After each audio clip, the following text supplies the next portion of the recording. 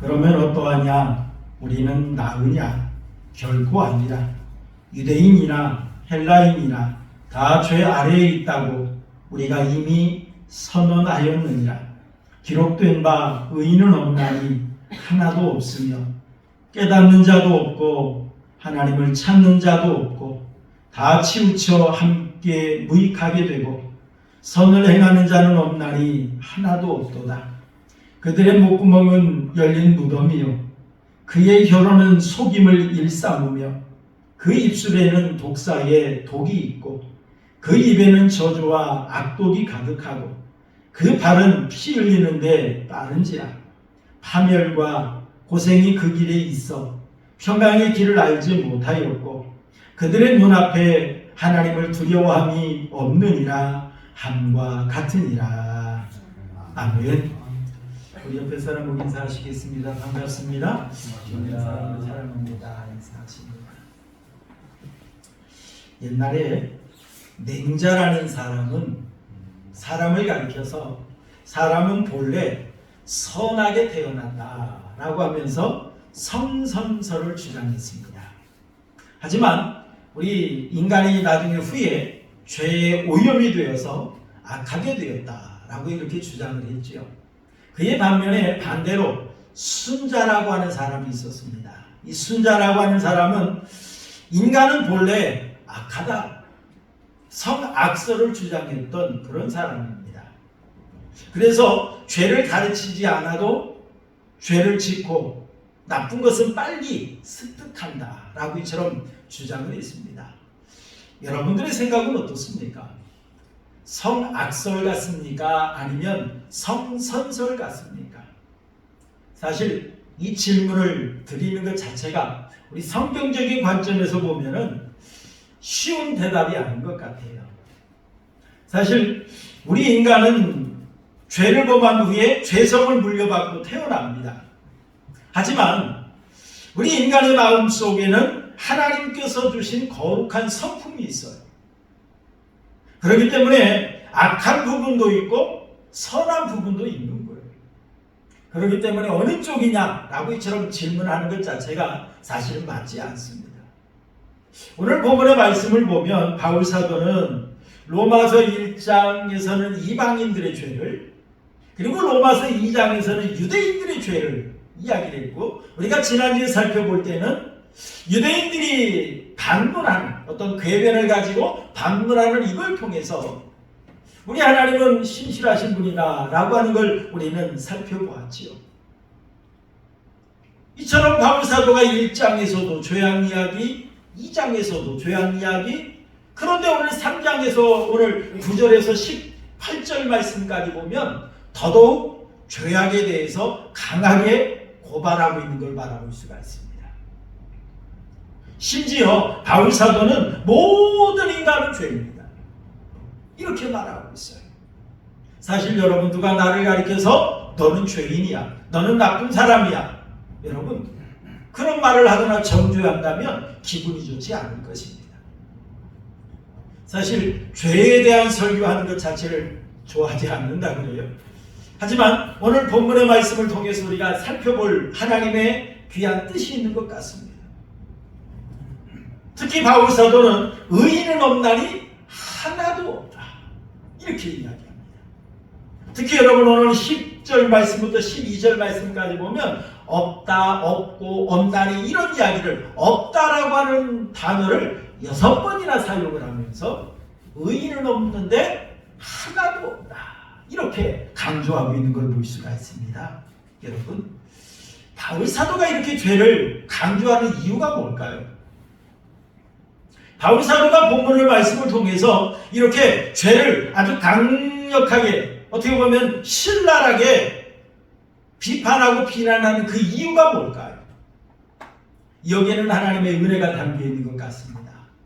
그것이 뭐냐면 하나님께서 우리의 영적 상태를 바라보게 하시고 알게 해주신다는 하나님의 은혜가 있다는 겁니다.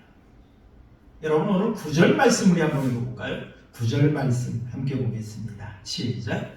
그러면 어떠하냐? 우리는 나으냐? 결코 아니라. 유대인이나 헬라인이나 다 죄 아래 있다고 우리가 이미 선언하였느니라 라고 말합니다. 자, 그러면 어떠하냐? 우리는이라고 하는 말은 지금 바울 사도를 비롯한 지금 로마에 있는 성도들 모두를 가리키는 그런 말. 유대인, 이방인뿐만 아니라 우리 성도들을 가리키는 말입니다. 자, 그렇다면 우리 성도들이 나으냐? 라고 하는 말은 무슨 말이겠습니까? 정말 우리 성도들은 다른 사람들보다 의로우냐? 다른 사람들보다 우리가 좀 거룩한 삶을 살았느냐? 라고 하는 그런 이야기입니다. 그리고 나서 바울 사도는 바로 말합니다. 결코 아니라. 결코 아니라. 이렇게 말합니다. 여러분, 이 말은 무슨 말이냐면은 그럴 리가 전혀 없다 이 말이에요. 그럴 리가 없다라고 하는 말입니다. 그러면서 유대인이나 헬라인이나 다 죄 아래에 있다고 우리가 이미 선언하였느니라. 선언했다라고 하는 말은 선포했다, 고발했다 그런 말. 모든 사람이 유대인이나 헬라인이나 다 죄 아래에 있다. 이 죄 아래에 있다 이 말은 무슨 말이냐면 죄의 세력하에 살아간다 그런 말입니다. 특별히 악한 사탄이 이 죄악의 세력을 가지고 죄악의 권세를 가지고 우리를 지배합니다. 우리를 유혹합니다. 그러다 보니까 우리가 이 땅에서 죄악 가운데 살 수밖에 없다라고 하는 것을 바울 사도는 강조하고 있는 걸 볼 수가 있어요. 모든 사람이 죄를 지었다. 그리고 여러분 10절에서 12절도 한번 읽어볼까요? 10절에서 12절 함께 봅니다. 시작. 기록된 바 의인은 없나니 하나도 없으며 깨닫는 자도 없고 하나님을 찾는 자도 없고 다 치우쳐 함께 무익하게 되고 선을 행하는 자도 없나니 뭐도 없다? 하나도 없다. 여러분, 없나니 없으며 없고 그러면서 하나도 없다. 이렇게 말하고 있는 걸 볼 수가 있습니다. 사실 이 말씀은 시편 14편 1절에서 3절 말씀을 인용해서 지금 한 말이에요. 그래서 기록된 바라고 하는 이 말입니다. 자, 이 기록된 바라고 하는 이 말은 어떤 이야기냐면 바울 스스로 하는 말이 아니라 구약 성경에 시편에 기록된 말씀이 이런 말씀이 있다라고 하는 그런 의미로서 기록된 바. 그래서 나는 하나님의 말씀을 토대로 너희에게 말한다. 그런 뜻입니다. 그러면서 의인은 없나니 하나도 없다. 이 말은 하나님의 판단에 의하면 이 세상에는 의인이 한 명도 없다. 그런 말입니다. 다시 말하면 모든 사람들이 다 죄를 지었고 죄의 형벌을 면할 수가 없다. 그런 말입니다. 의인은 하나도 없는데 11절 보니까 깨닫는 자도 없고 그랬어요. 여러분이 깨닫는다라고 하는 것은 이해한다 그런 말인데 우리가 호세아서 6장 3절 말씀에도 보니까 여호와를 알자 힘써 여호와를 알자 이 알다라고 하는 이 의미가 어떤 거냐면 어떤 지식적으로 머리로 하는 그런 의미를 가리키는 것이 아닙니다. 정말 하나님과 영적 교감을 통해서 깨닫는 그 지식, 은혜 이걸 가리키는 거예요. 하나님 앞에 의롭게 살지 못하다 보니 정말 하나님의 은혜를 깨닫지 못하고 하나님을 인격적으로 알지 못하는 그러다 보니까 하나님을 찾는 자가 없는 거예요. 정말 하나님 앞에 나아가려고 하는 그런 의지가 없는 그런 것을 가리키는 거예요. 그리고 여러분 다 치우쳐 함께 무익하게 되고 12절에 이렇게 말하지 않습니까? 여러분 치우쳤다라고 하는 것은 벗어났다. 뒤틀어졌다 그런 말이에요. 본래 사람이 하나님의 그 세우신 계획 목적에서 벗어났다. 말씀에서 벗어났다. 그런 의미죠. 그래서 무익하게 되고 라고 하는 이 말은 쓸모가 없게 되어지고 그런 말입니다. 그래서 선을 행하는 자가 없나니 하나도 없다. 하나님께서 정해놓으신 그 말씀대로 하나님께서 정해놓으신 그 기준대로 거룩하게 살아가는 사람이 단 한 명도 없다라고 하는 그런 말입니다. 여러분 전적으로 타락한 인간은 영적인 진리를 알 수가 없습니다. 그래서 하나님을 알 수도 없고 하나님을 찾을 수도 없어요. 하나님 앞에 나아갈 수도 없어요. 믿을 수도 없어요. 여러분, 새가 날개가 부러지면 어떻게 됩니까? 새가 날개가 부러지면 날고 싶어도 날 수가 없는 거죠. 그런 것처럼 여러분, 하나님 앞에 인간이 죄를 지음으로 말미암아 영적으로 무능력해졌다는 거예요. 그래서 하나님 앞에 하나님이 원하는 대로 살아갈 수가 없다는 거예요. 하나님의 말씀대로 살 수가 없다는 것을 가리키는 겁니다. 여러분, 이렇게 인간이 타락했어요. 그러다 보니까 타락한 인간의 삶은 어떤 삶을 살까요? 우리 간략하게 오늘 13절에서 14절 말씀을 보면 한 가지 예를 들어서 설명을 했어요. 우리 13절, 14절 한번 읽어볼까요? 13절에서 14절 시작. 그들의 목구멍은 열린 무덤이요 그의 혀로는 속임을 일삼으며 그 입술에는 독사의 독이 있고 그 입에는 저주와 악독이 가득하고라고 말을 합니다. 자, 바울 사도는 사람의 입을 통하여서 짓는 죄를 지금 설명을 하는 겁니다. 뭐 많은 죄가 있지만 그래도 사람의 입을 통하여서 짓는 죄. 그래서 입의 구조를 가지고 이야기합니다. 목구멍, 그리고 혀, 입술, 그리고 통틀어서 입, 이걸 가지고 사람이 어떤 죄를 짓는가라고 하는 걸 예를 들어 설명하는 걸 볼 수 있습니다. 여러분, 목구멍은 열린 무덤이요 라고 말을 했어요. 여러분, 이스라엘 그 팔레스타인 지역의 무덤은 우리나라의 무덤과 구조가 다릅니다. 우리나라의 무덤은 어떻습니까? 땅을 파서 묻는 매장 문화지 않습니까? 그러나 이 팔레스타인 지역의 무덤은 큰 동굴을 무덤으로 사용하는 그런 문화입니다. 그래서 그 무덤에 사람이 드나들 수가 있는 거예요. 그리고 그 돌문을, 그 무덤을 큰 돌을 가지고 막아놨습니다. 그러다 보니까 그 앞을 지나가면 썩은 내가 진동을 한다는 거예요. 돌로 막아놨으니 틈새가 나죠. 그래서 썩은 냄새가 많이 풍기는 그러한 무덤이라고 합니다. 바울 사도는 이 무덤을 비유해서 사람의 죄를, 특히 목구멍은 열린 무덤이다 라고 이처럼 이야기를 했습니다. 자, 이 열린 무덤이라고 하는 것은 어떤 뜻으로 사용되느냐 하면 이 목구멍은 어떠한 것도 삼킬 만큼 넓고 크다, 그런 의미로 사용이 되었어요. 다시 말하면 사람이 입을 통해서 토해내는 많은 말들을 통해서 사람을 죽이기도 한다는 거죠. 죽이기도 한다는 것입니다. 이 사람의 말을 통해서 우리 안에 있는 썩은 냄새나는 그러한 부패한 것들, 이런 것들을 토해내기도 한다는 의미로서 또 열린 무덤이다 이렇게 사용했습니다. 이 말들로 인해서 얼마나 많은 사람들을 죽이는지, 얼마나 많은 사람들에게 상처를 주는지, 그런 의미로서 바울 사도는 목구멍은 열린 무덤이요 라고 이처럼 사용했던 걸 볼 수가 있습니다. 여러분, 우리가 사용하는 불은 잘 사용하면 인간에게 유익합니다. 그러나 이 불이 산에 나무에 붙으면 어떻게 합니까? 산불이 나죠. 모든 걸 태워버립니다.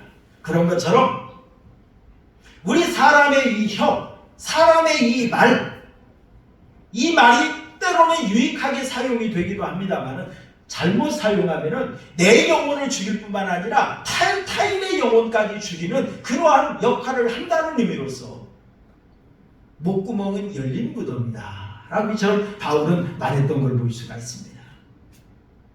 그리고 여러분, 그 혀로는 속임을 일삼으며 라고 말을 했어요.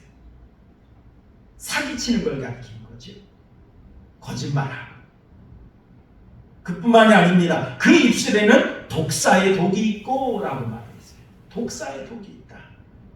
여러분, 이 남을 죽이는 이 독이 가득하다, 그런 말입니다. 남을 비난하고 남을 헐뜯고 남을 저주하고. 그래서 14절에 보니까 그 입에는 저주와 악독이 가득하고 라고 이처럼 말을 했습니다. 여러분, 악독이라고 하는 말은 어떤 뜻이냐면 마음이 흉악하고 독살스럽다, 그런 뜻이 바로 이 악독이라는 뜻이에요. 사람의 입에서 저주를 쏟아낼 뿐만 아니라 아주 흉악하고 독살스러운 말들을 쏟아내는 것, 이게 바로 사람의 입이라는 거예요. 어찌 보면 사람의 이 입에서 나오는 이 말이 핵폭탄처럼 많은 강력한 죄악들을 쏟아냄으로 인해서 내 영혼뿐만 아니라 타인의 영혼까지 망가지게 하는, 그것이 바로 우리 입이라는, 우리 말이라는 것을 강조하면서 우리 바울 사도는 우리 인간이 얼마나 많은 죄를 짓고 살아가는가 라고 하는 것을 지적했던 걸 볼 수가 있습니다. 여러분, 이렇게 죄를 짓고 사는 사람의 그 발걸음은 어떨까요?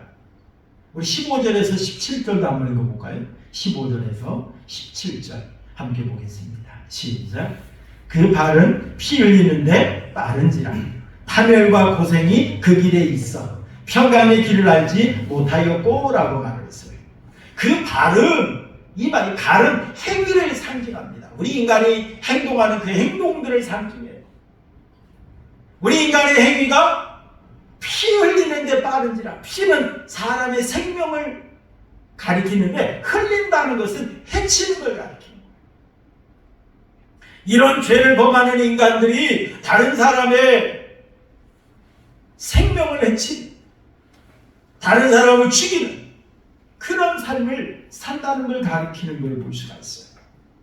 그러다 보니까 그의 삶에는 16절 보니까 파멸과 고생이 그 길에 있으며 자기뿐만 아니라 타인의 인생을 파괴합니다. 망치게 합니다. 고생스러운 길로 걸어가게 합니다. 그러다 보니까 17절 보니까 평탄의 길을 알지 못하였고 라고 말했어요. 그런 자들의 삶에는 평안이 없어요. 평화가 임하지 않아요. 이런 인간이 죄를 짓고 산다는 걸 말하고 있습니다. 그런데 여러분, 이 사람이 이렇게 죄를 짓는 이유가 뭘까요? 18절에 보니까 결론적으로 이야기합니다. 그것이 뭐냐면 그들의 눈앞에 하나님을 두려워함이 없느니라 함과 같으니라. 하나님을 두려워하는 자가 없다는 거예요. 우리 앞에 말씀에도 보니까 하나님을 찾는 이도 없고 라고 말했지 않습니까? 그런 것처럼 하나님을 찾는 자도 없고 하나님을 두려워하지 않다 보니까 이러한 죄를 짓는다라고 하는 걸 말하고 있는 걸 볼 수 있습니다. 여러분, 우리가 종종 사람의 마음을 구정물통과 같다 이렇게 비유해서 말할 때가 있습니다. 우리가 옛날에 뜬물을 받아서 생활하던 그때 어떻습니까? 구정물통에 보면 처음에 구정물통에 그 가라앉은 그 모습을 보면 위에 있는 물들은 아주 맑아요. 그런데 막대기를 가지고 이 구정물통을 휘쳐오면 어떻습니까? 구정물통에 가라앉았던 그 많은 찌꺼기들, 그런 것들이 다 떠오르는 걸 볼 수가 있어요.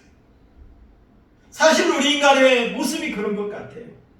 거룩한 것 같고 의로운 것 같고, 그런데 정말 우리 인간의 그 깊숙이 숨어있는 이 죄악의 찌꺼기들, 사실 이것들이 우리 마음속에 있어요. 우리가 가능하면 그걸 절제하고 그걸 우리가 감추려 하고 그러다 보니까 보이지 않는 것일 뿐이지, 사실 우리 마음속에 이러한 죄악의 이러한 것들이 너무나도 많이 있다는 것을 오늘 본문의 말씀을 통해 하나님은 우리에게 깨우쳐주고 있습니다. 여러분, 왜 하나님께서는 우리 마음속에 감춰져 있는 이런 죄악들을 끄집어내셨을까요? 왜 바울사도를 통해서 우리 인간이 듣기 싫은 이런 너는 모든 사람은 죄인이다 이런 말씀을 우리에게 엄격하게 말씀하고 있을까요? 의인은 없나니 하나도 없다. 이렇게 하나도 없다라고 강조하면서 왜 우리에게 이러한 죄악의 모습을 들춰내실까요? 여러분, 여기에는 하나님의 깊은 뜻이 담겨 있습니다. 특히 바울 사도가 모든 사람은 죄인이다 라고 말하는 데는 그 의도가 있어요. 우리가 이제 다음에 보겠습니다만은 정말 하나님의 은혜를 깨닫게 하기 위해서 바울 사도는 모든 사람은 죄인이라는 것을 강조하고 있어요. 특히 여러분, 하나님께서 우리의 영적 상태를 알려주시는 이유가 있습니다. 그것이 뭐냐면 우리가 하나님을 찾도록 하기 위해서 우리가 죄인이라는 걸 하나님은 우리에게 강조하고 있는 걸 볼 수가 있어요. 여러분, 성철 스님이라는 이야기를 우리 여러분들 많이 들어보셨을 것입니다. 사진으로 보고 있는 한 장에 이분이 바로 성철 스님이십니다. 이분은 경남 산청 출생으로 이분은 대한불교 조계종 7대 종정을 지낸 많은 사람들에게 존경받는 그런 분입니다. 이 성철 스님은 많은 사람들이 생불이라고 불릴 정도로 많은 사람들에게 존경받는 그런 사람이었어요. 한 번은 박정희 대통령이 해인사에 있을 때 성철 스님을 찾아왔다고 합니다. 그랬더니 성철 스님이 박정희 대통령에게 말하기를 3000배를 한 후에 나를 만나라 이렇게 말을 했다는 거예요. 그 말을 듣고 박정희 대통령이 껄껄껄 웃으면서 성철 스님 자꾸만 그러고 돌아갔다는 그런 일화가 있습니다. 참 그 정도로 생물이라 불릴 정도로 아주 훌륭한 많은 사람들이 존경받는 그런 사람이었어요. 이분은 불교에 입적한 후에 거의 외부 출입을 금했답니다. 외부 출입을 하지 않고 수도 생활에만 전념을 했다는 거예요. 심지어 8년 동안 눕지도 않고 기대지도 않고 앉아서 생활을 했답니다. 잠도 앉아서 잤다는 거예요. 여러분, 우리가 조금만 잠자리가 불편해도 얼마나 불편합니까? 우리가 잠자리만 바뀌어도 잠을 못 주무신 분들이 많이 있잖아요. 그런데 이분은 8년 동안이나 잠을 자도 앉아서 잤다는 거예요. 기대서 자지도 않았다는 거예요. 이분이 이렇게 앉아서 잠을 잘 정도로 힘써 애썼던 것이 있습니다. 그것이 뭐냐면 스스로 도를 닦기 위해서였어요. 자기 안에 있는 이 죄의 문제를 어떻게 하면 해결할까? 그러면서 힘쓰고 애썼지만 결국에 이 성철 스님의 마지막 유언은 어떤 유언을 남기고 떠났느냐면 이분이 81세에 사망을 했습니다. 1993년에 사망을 했는데 이분은 마지막 유언 남기면서 했던 이야기가 뭐냐면 나는 무간지옥에 떨어진다 라고 이처럼 이야기를 했습니다. 그러면서 말을 하기를 내가 왜 내 죄가 크며 내가 무간지옥에 떨어질 수밖에 없는지를 이야기하는데 내가 많은 사람들에게 진리라고 하는 걸 말을 했는데 내가 말하는 것이 진리라는 단어는 사용했지만 진리가 뭔지도 모르고 짓거렸다는 거예요. 그리고 많은 사람들을 그 말로 속였기 때문에 내 죄가 얼마나 큰지 수미산과 같다 그랬습니다. 그렇기 때문에 나는 무간지옥이에요. 나는 지옥의 아랫목에 떨어진 사람이다 라고 하면서 사망을 했던 사람이 바로 이 성철 스님이라고 하는 것입니다. 여러분, 이 성철 스님이 돌을 닦고 닦았지만 결국에 깨닫지 못하는 것이 있습니다. 이 죄의 문제를 어떻게 해결할 것인가? 아무리 고행을 하고 아무리 힘든 삶을 살아도 내가 지금까지 지었던 죄를 씻을 방법이 없다. 그런데 많은 사람들이 사람들에게 내가 어떤 돌을 닦음으로 인해서 내 죄를 해결하고 내가 어떤 열반에 오르는 것 같은 그러한 거짓말을 했다라고 하는 것입니다. 여러분, 우리가 어떻게 죄를 씻을 수 있습니까? 여러분, 우리 사람의 몸이 이상이 생기면 어떻습니까? 병원에 찾잖아요. 의사를 찾잖아요. 왜 그렇습니까? 지금 내 몸이 이상한데, 내 몸이 아픈데 이걸 내가 어떻게 할 방법을 모르는 거예요. 내 능력으로 어찌할 수가 없다 보니까 누구를 찾아갑니까? 의사를, 선생님을 찾아갑니다. 여러분, 그런 것처럼 정말 내가 어찌할 수 없다, 내가 무능력하다 라고 하는 걸 느낄 때 우리가 하나님을 찾게 되는 겁니다. 여러분, 많은 구조를 하는 구조대원들이 물에 빠진 익수자들을 구할 때에 하는 방법이 있다고 합니다. 그것이 뭐냐면, 익수자가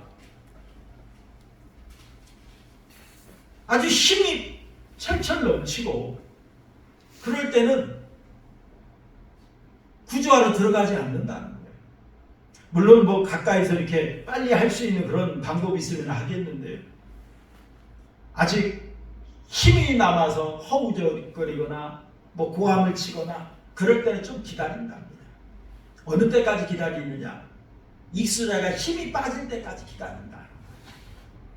왜냐하면 물에 빠진 사람은 살기 위해서 지푸라기라도 잡는 그러한 마음이 있잖아요. 그러다 보니까 구조하러 간 사람을 붙잡고 끌어안아 버리면 함께 수영을 하지 못하니까 같이 빠질 수밖에 없다는 겁니다. 그렇기 때문에 익수자를 구하기 위해서는 그 사람 힘이 빠질 때까지 기다린다.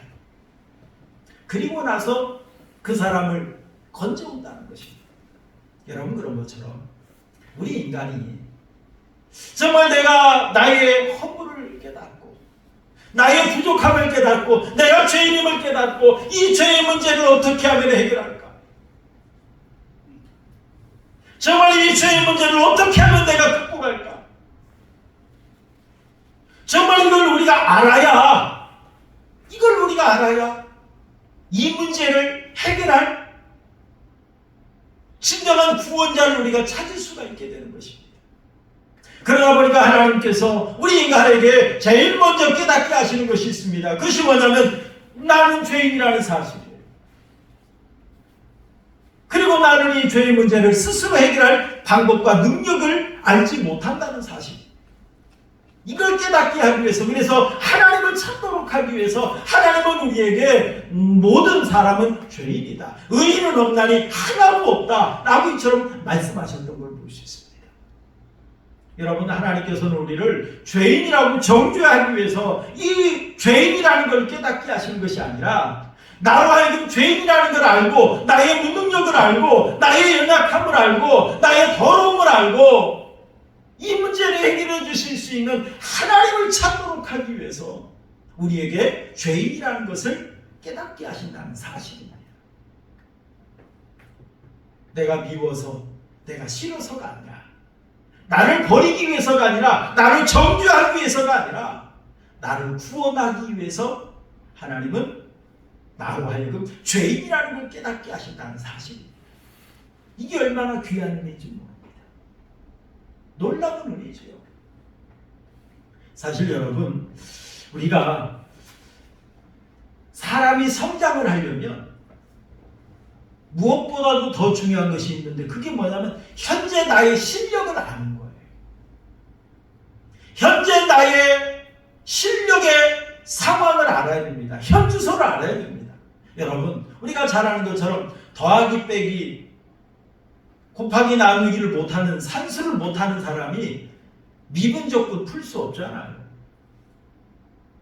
내가 산수 실력이, 수학 실력이 얼마나 되는지 현재 내 실력을 먼저 알아야 돼요. 내가 곱하기를 못하면, 구구단을 못 외우면, 구구단을 외우면 그것부터 준비를 해야죠.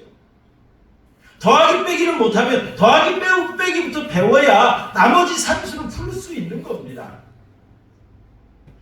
그러면서 한 단계 올라가다 보면 미분도 풀고 적분도 풀 수 있는 거예요. 여러분, 걷지도 못하는 어린아이가 뛸 수 있나요? 뛸 수 없지요.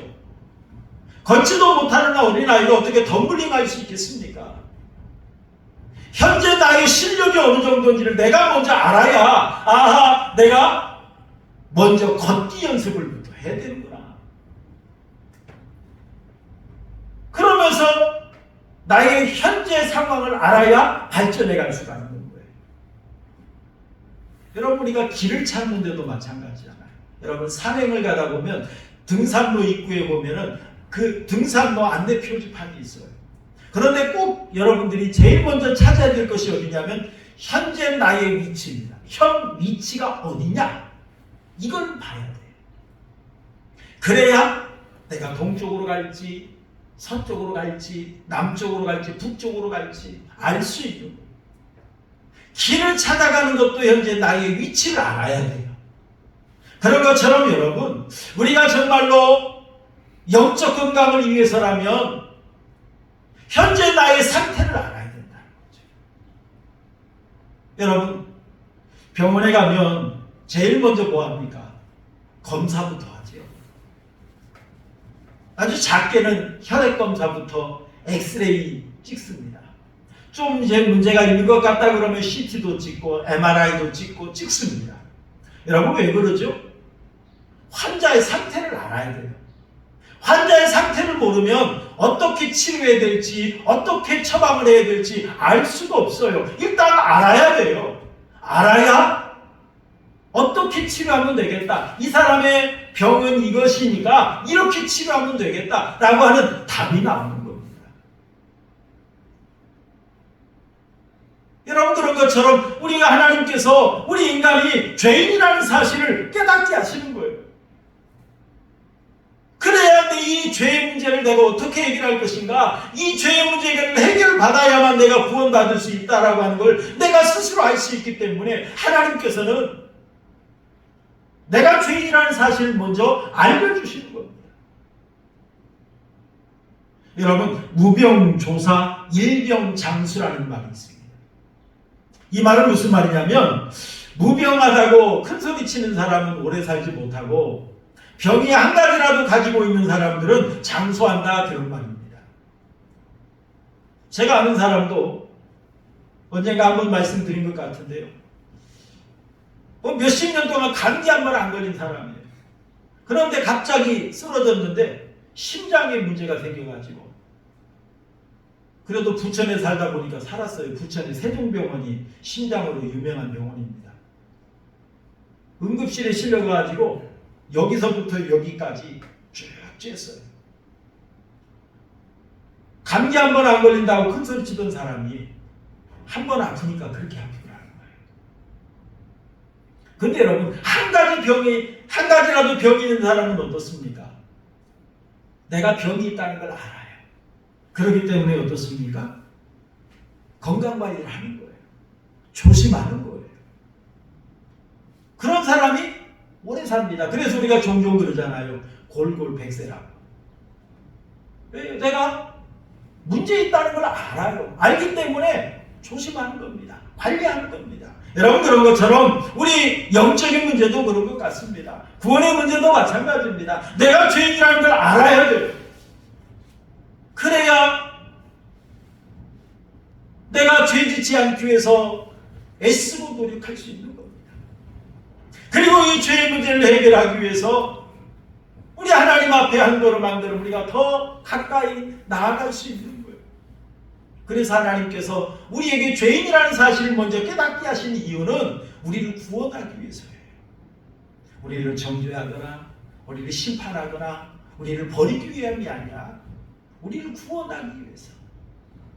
사랑하는 성도 여러분, 하나님께서 정말 나의 마음속에 내가 죄인이라는 사실을 여러분 깨우쳐 주십니다. 여러분, 생활하다 보면 나의 죄악들이, 나의 허물들이 여러분 발견되어지고 여러분 깨달아지십니까? 여러분, 하나님께서 나에게 이 죄악들이 깨달아지고 발견되게 하셨다는 사실을 여러분 믿으시길 바랍니다. 그것이 바로 하나님의 은혜라는 사실을 여러분 날마다 느끼며 생활하시길 바랍니다. 왜요? 내가 그리할 때 죄를 멀리할 수 있거든요. 우리가 알고 짓는 죄도 있지만 모르고 짓는 죄도 참 많아요. 모르고 짓는 죄도 많습니다. 나도 모르게 남에게 실수하고 나도 모르게 남에게 상처 주고 참 그런 게 많이 있잖아요. 그런데 내가 알면 어때요? 조심합니다. 알면 그렇게 하지 않으려고 애를 씁니다. 그래서 여러분, 하나님께서는 우리에게 내가 죄인이라는 사실을 깨닫게 하십니다. 그리고 더 나아가서 나는 하나님 없이는 안 되는 존재라는 사실을 하나님께서 깨닫게 하시는 거예요. 나는 하나님 없이는 죄사함 받을 수 없고, 나는 하나님 없이는 구원받을 수 없고, 나는 하나님 없이는 천국 갈 수 없는 존재라는 사실을 깨닫게 하시는 거예요. 그렇기 때문에 이것이 얼마나 귀한 일인지 모릅니다. 여러분, 하나님께서 이처럼 내가 죄인이라는 사실을 깨닫게 함으로 인하여서 하나님을 더 가까이 하게 하고 하나님을 찾게 하고 하나님을 의지하게 하시는 이런 하나님의 은혜를 여러분 날마다 누리시는 가운데 정말 하나님과 날마다 동행하는 삶을 살아가는 우리 하은교회 성도님들의 삶이 되시기를 주님의 이름으로 축원합니다.